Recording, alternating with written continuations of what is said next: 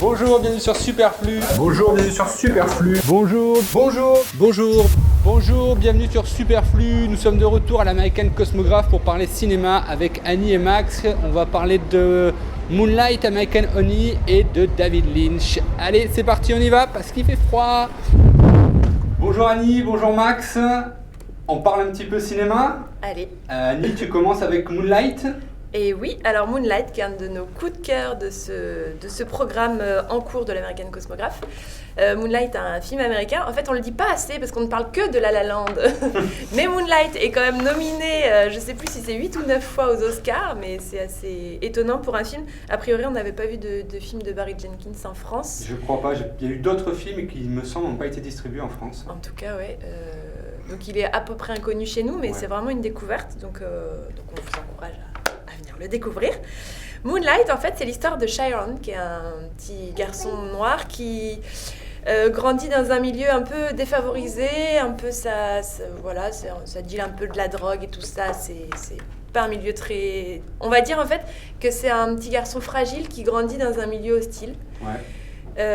Et donc en fait on suit 3 périodes de sa vie, quand il est enfant, quand il est ado et ensuite quand il est adulte.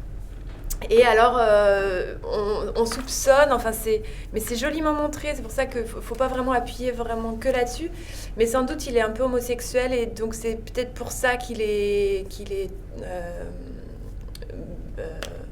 embêté par les autres, ouais. quoi. Voilà.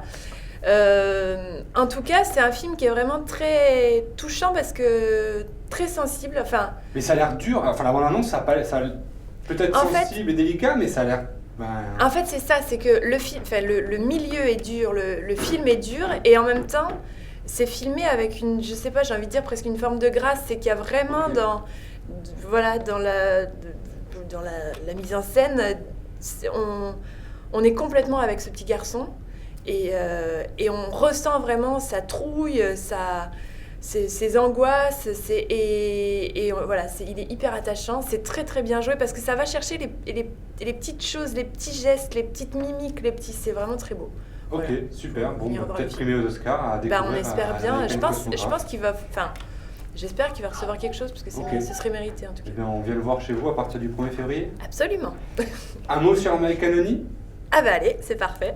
American Honey, pareil, on est aux États-Unis là. On est vraiment dans la désillusion totale par rapport au rêve américain. C'est-à-dire que c'est des jeunes qui, je pense, n'y ont jamais cru en fait, au self-made men et tout ça. Pour autant, ils sont bien obligés de se construire et de grandir là-dedans. Donc en fait, c'est l'histoire d'une gamine qui suit une bande de jeunes qui passent d'état en état en allant vendre des magazines. Ils font du porte-à-porte pour vendre des magazines. Et du coup, elle suit ce groupe-là, elle abandonne sa famille pour les suivre. Bon, une famille, je ne vais pas vous monter le tableau, mais heureusement qu'elle s'enfuit, quoi.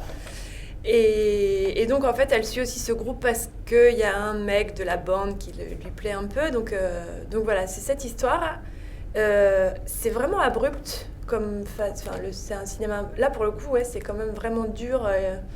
On peut être proche de Larry Clark dans le portrait d'une jeunesse américaine un peu désœuvrée, un peu... En fait, je dirais quand même pas ça, parce que je trouve que le film est assez différent de ça. En fait, je trouve que dans la façon dont les personnages sont filmés et tout ça, on va vraiment... on sent on sent la crasse,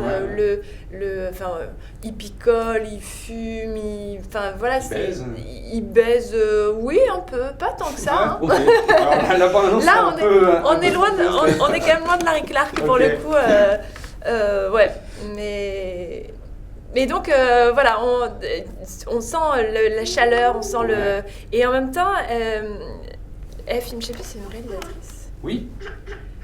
Elle filme vraiment. Andrea Arnold, ouais, c'est ça. Le Mans et Fish Tank. Ouais.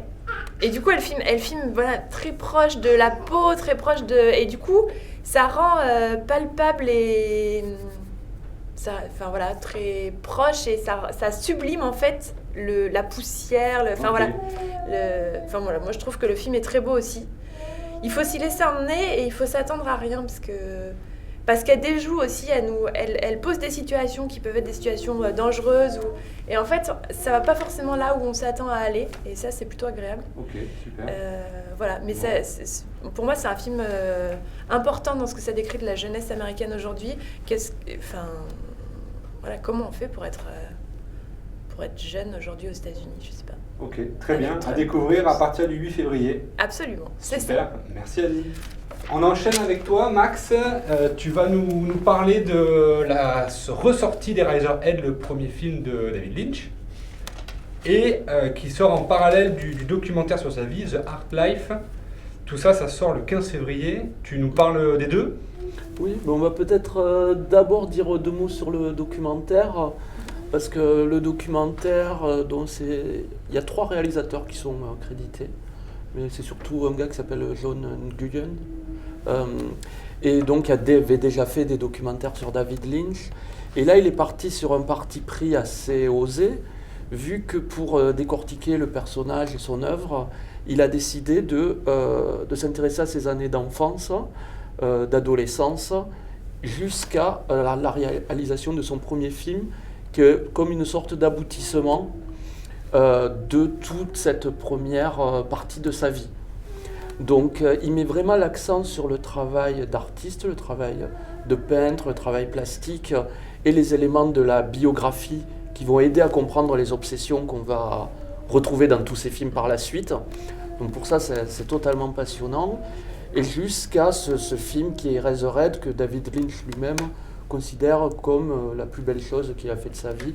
Il y a une scène absolument poignante où il parle du film, aux relations avec ses parents, etc.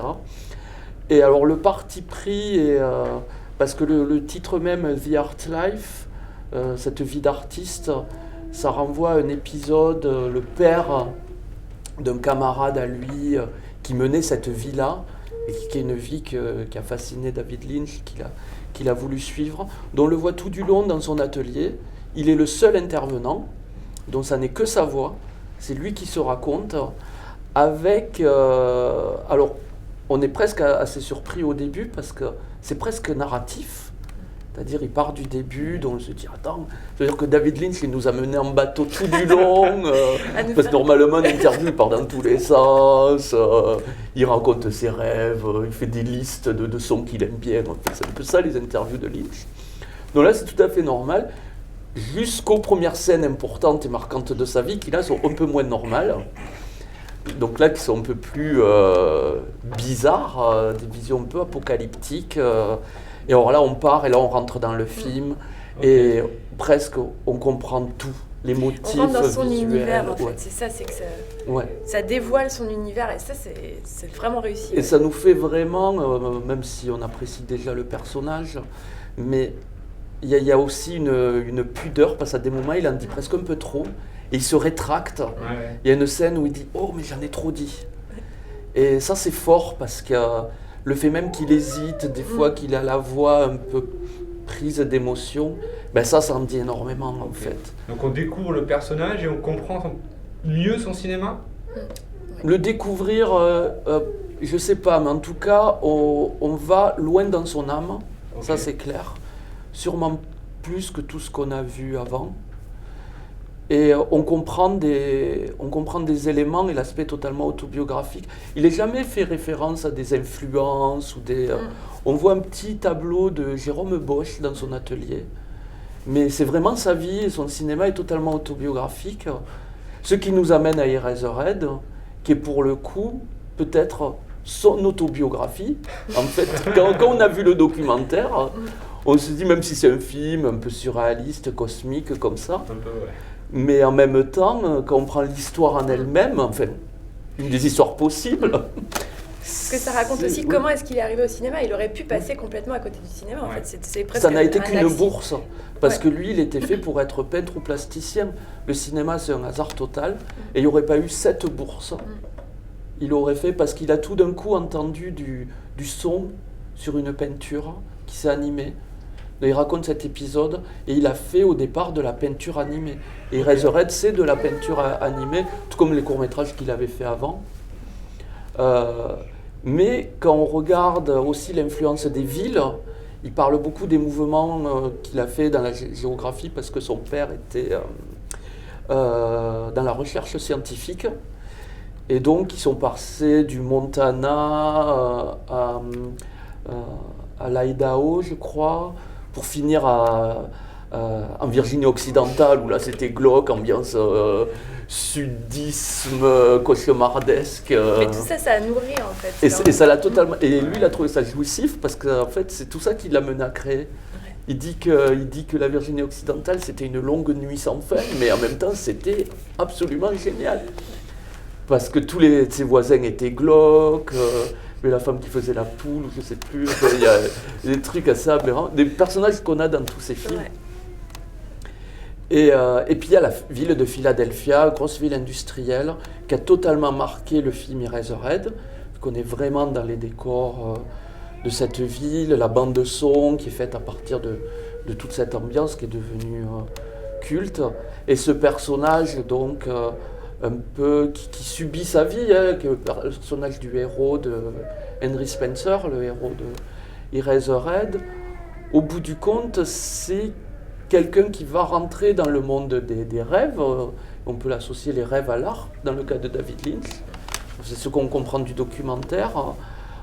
Pour ne plus, il va rentrer là-dedans pour ne plus subir sa vie qui l'étouffe, vie familiale, vie de père, etc.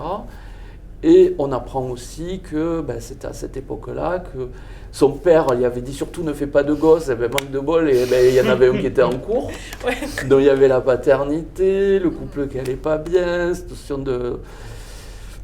En même temps, il a une famille plutôt vraiment aimante, qu'il a bien entourée, mais en même temps, on sentait qu'il voulait toujours leur plaire et qu'ils n'ont pas vraiment soutenu. C'est 4 ans à faire Eraserhead, parce que c'est un film qui a été...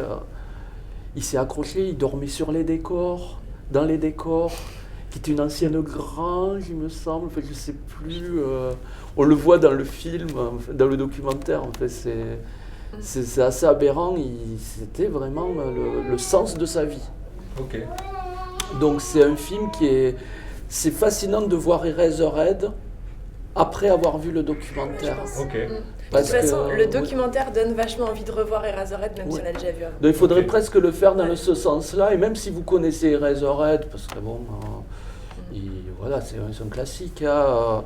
Oui, parce que, oui, on n'a pas dit, mais ça a été un des grands films des Midnight Movies. Ouais. Voilà, le film culte, il est resté à l'affiche dans la 42e rue de New York pendant des années. On l'a associé au body horror, le genre, parce qu'à l'époque, il y avait Cronenberg qui arrivait, on n'avait jamais vu ça au cinéma, un cinéma aussi organique. Ouais. Et donc, c'est vraiment un film très, très influent. On ne parle même pas de tous les groupes de musique qui s'en sont inspirés. Sans parler du look du personnage, qui est assez génial. Et donc voilà, pour toutes ces raisons, je conseillerais de voir The Art Life et Eraserhead de suite après. Dans la foulée. Super, mais tout ça à partir du 15 février donc. Tout à fait. Un dernier mot avec la dernière séance qui sera... Donc Fred, tu nous as rejoint pour nous dire un dernier mot sur la dernière séance du 12 février, La colline a des yeux, qui sera donc présentée par Max, on vous écoute. Oui, alors donc après le beau succès de Virtual Revolution, inespéré je dirais, aurait été une expérience, mais là qu'un film de patrimoine, un film culte, un film d'exploitation de Wes Craven, je crois que c'est son 2e film il me semble, et qui lui a permis d'ouvrir les portes aussi de Hollywood après. Et pour cette soirée, donc je ne vais pas beaucoup parler ce coup-ci, ça va être Maxime, puisque Maxime est un spécialiste notamment de tout ce qui est le Redneck Movie, puisqu'il a écrit un livre chez Roche Profond qui s'appelle Redneck Movie, Ruralité et Dégénérescence dans le cinéma américain. Donc on lui a demandé de présenter la soirée, et comme c'est son dada, je dirais, tout ce monde-là, du coup il a accepté cette invitation. Donc il va parler plus amplement du film devant cette caméra, et puis donc le 12 février prochain, 21h30. Voilà. Ok. Oui, La colline a des yeux. Alors en fait, ce qui est un peu étrange avec Wes Craven, c'est qu'il a fait aussi des films porno. C'est son 2e officiel de la filmographie, mais il y a eu pas mal de... Il y a eu même des rumeurs comme quoi il aurait participé à Gorge profonde, mais bon, qu'il a plus ou moins démenti, oui. Mais bon, il aurait fait de la pornographie. Donc La colline a des yeux, en quelques mots, parce que c'est un gros morceau du cinéma d'horreur américain. À la base, quand on lit le scénar, comme ça, on pourrait se dire que c'est une histoire, comme il y en a plein, surtout dans ces années-là, dans le cinéma américain, dont la famille américaine moyenne, qui part sur les routes, elle s'arrête à une station essence, on leur dit de ne pas aller plus loin, et paf, manque de bol, accident, ils sont au milieu d'une nature totalement désolée, et là, ils vont tomber sur des êtres primitifs, des rednecks, mais vraiment à l'état de consanguinité, de dégénérescence très avancée. Et donc ça va être une lutte pour la survie dans ce contexte. Mais c'est bien plus que ça. La colline à des yeux, on peut même le rapprocher de Massacre à la tronçonneuse. D'ailleurs, ils ont le même directeur artistique qui est Robert Burns, dans le sens où c'est presque une réécriture des mythes et même de l'histoire américaine. Parce Wes Craven va presque créer une sorte de préhistoire fantasmée du territoire américain. Ces rednecks, donc identifiés comme tels, on a le pompiste au début qui a le chapeau de paille, la salopette, la barbe, enfin les clichés de la représentation du plouc américain, et qui lui a engendré ces êtres qui sont bien plus loin dans l'état de primitivité, qui s'habillent en peau de bête, qui sont cannibales, tout ça, et qui presque, vu qu'il utilise beaucoup les codes du western, se rapproche des peaux rouges en fait. Donc on est presque dans une lutte comme dans le western classique. D'accord. À ça, il y rajoute des éléments de contes de fées, plein de petits clins d'œil comme ça. Même les deux chiens s'appellent La Belle et la Bête. Enfin, il y a plein de petites références par-ci, par-là. Et donc, il faut aussi dire que la base du film, c'est une histoire vraie, hein, qui est l'histoire d'un clan écossais au XVIIe siècle autour de la figure de Sonny Bean, qui avait été découvert. Ils vivaient dans des grottes, ils auraient commis des actes de cannibalisme, ils se seraient reproduits entre eux. Et donc, en faisant des recherches, Wes Craven était tombé là-dessus. Mais ce qui l'avait fasciné, c'est que quand les soldats ont mis la main sur ces tueurs qui s'attaquaient aux touristes de passage, la manière dont ils les ont torturés, abattus, etc., était encore plus violente. Et donc, dans ce contexte un peu contestataire, anti-républicain, et puis aussi post-guerre du Vietnam des années 70, il a décidé un peu de régler ses comptes avec tout ça à travers ce film. Il en avait déjà fait un dans le même genre avant la dernière maison sur la gauche, qui était bien costaud aussi, avec un sacré réalisme aussi dans la violence. Et donc là, on va s'attaquer à toutes ces figures de l'American Way of Life, la famille comme il faut, moderne. Donc le père qui serait la figure de la loi, on va dire, c'est un ancien shérif, qui va en prendre pour son compte. Oui, parce qu'on a retrouvé le bébé dans la salle de la colline à des yeux. Tout va bien. Et puis la mère, qui elle, c'est la bigote, la religion, tout ça. En plus, Wes Craven, qui est né dans une famille hyper bigote et tout. Okay. Donc il avait vraiment plein de comptes à régler. Donc c'est un cinéma assez enragé. Avec le recul, ça garde cette force, ce côté vraiment brut, presque du cinéma brut. C'est pas un cinéma avec des cadres parfaits, tout ça. C'est pas du tout ce genre de cinéma. C'est assez sale, c'est assez claustrophobe.